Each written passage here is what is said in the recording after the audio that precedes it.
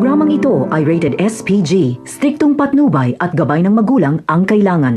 Sa pag-uwi ni Tanggol ay si Marites mismo ang agad na magpapaalis sa kanya.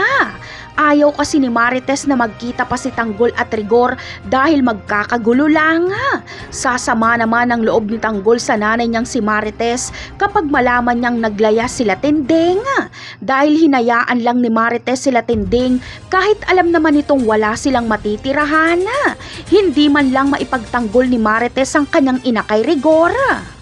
Kaya naman, gagawin ni Tanggol ang lahat para mahanap sila Tinding. Pati si Marcelo ay hahanapin niya din dahil gusto niya nang sumama dito.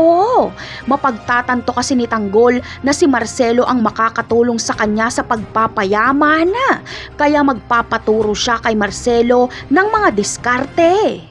Samantala, bago simulan ni Tanggol ang ambisyon na magpayaman ay may isa pa siyang misyon. Ito ay ang mabigyan ng maayos na libing si Mokang at malaman ng kanyang mga magulang ang nangyari. Kaya pupunta si Tanggol sa bahay nila Marsing para kausapin ang mga magulang ni Mokang. Aaminin ni Tanggol ang tunay na nangyari kay Mokang. Sa kabilang banda naman ay ngayong nasa labas na si Tanggol ay madali na lang para kay Olga na itumba si Tanggol. Alam niya kasing wala nang kakapitan pa si Tanggol. Dahil kung nakakulong lang ito ay nakakapit ito kay Espinas. Ngayon ay pinaplano na ni Olga kung paano niya itutumba si Tanggol. Napakarami pa nating dapat abangan sa mga susunod na episode. Paalam!